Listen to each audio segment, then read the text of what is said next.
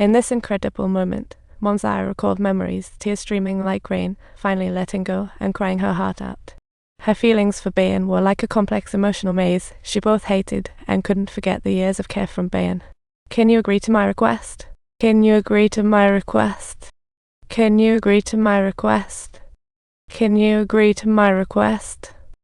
They fell silent. Two friends quietly listened to the drizzle as Julius' sons and Jiju played with cherry blossoms. Life felt so serene. At that moment, the atmosphere was perfect. When the young master closed his eyes, cherry blossoms scattered in the gentle breeze. When he opened his eyes again, Bayan had already stepped onto the path of the Underworld, and his brother appeared before him. Sire, Sire, you're late. I've been waiting for you for ages. Welcome to my humble abode. The man entered the afterlife and was surprised to see his brother who had passed away years ago. The brother led him down the endless path of the underworld, but it seemed quite the trek. After a few steps, he felt exhausted. His brother noticed, slowly reached out. Hey, looks like you're dead. At that moment, Bayan reverted to her youth. The brother became a child beggar again, as if reliving childhood, laughing on the endless path to the underworld. Soon, they arrived at the underworld marketplace. The brother told the young master to cross the river of 3 paths. You need money, only those who die peacefully can reach the other side. Saying that, the brother, as if alive, asked the young master for money for snacks. The young master smiled like a child, playfully scolding his brother, but still bought him some dumplings out of pity. After their meal, they headed to the bathhouse, where their appearances shifted from youth to young adulthood. Life is like a circus. Before they knew it, they reminisced about the past, inevitably mentioning the late Maid Daijai. Let bygones be bygones, they said, then left the bathhouse, strolling through beauty-filled streets. They then encountered Maid Daijai, and the memories of yesteryear swept over them once more. It recalled that in youth, Ju Baigu met Maid Daijai this season and flew into a rage at first. But due to misunderstandings with his family, he didn't realize Maid Daijai had been waiting for his apology all along. You know, the person you deeply love is just like the white moonlight, gentle, yet incredibly unreachable. What you get ends up like rice grains, and what you cannot have feels like mosquito blood, leaving a web of regrets on your heart. After Maid Daijai's words, Ju Baigu finally let go of his internal burden.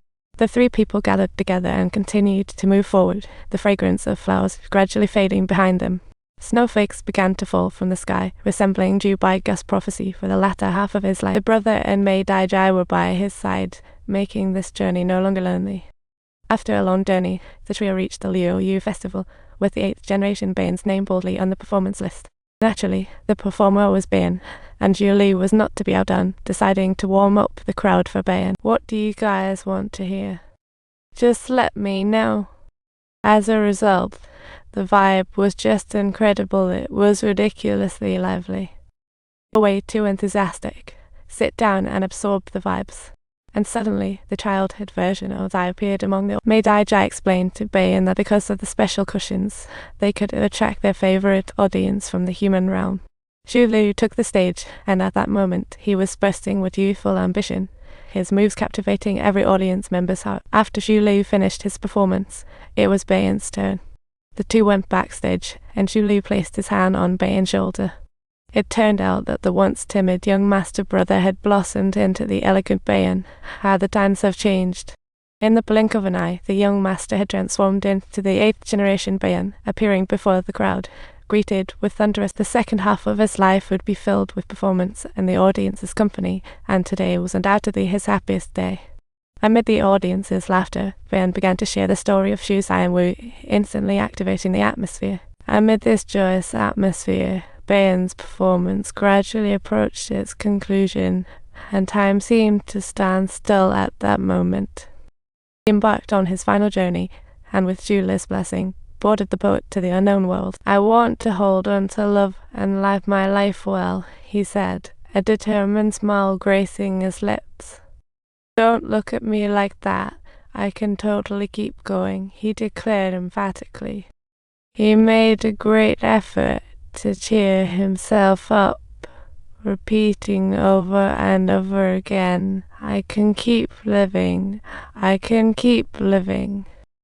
Bayan gradually drifted away under Julius' gaze, when suddenly the ferryman took off his hat. Mr. Mochen doll, what's going on? Did Auntie come too? I had no idea. I remember my brother helped me for 5 seconds. I will never forget that. Mr. Matsuda transformed into the kind grandpa of the young master, personally seeing Bayan off. Destiny is truly bizarre. At the final moment in the river of the repass, he came to greet Bayan. The monks are brushing over Bayan's life. Bayan's story gradually pointed to the other shore. Just as the man performed on stage, he suddenly noticed. His long-lost master, eyes filled with pity, slowly said, "You've really changed. You've also become a joke now. Truly embarrassing."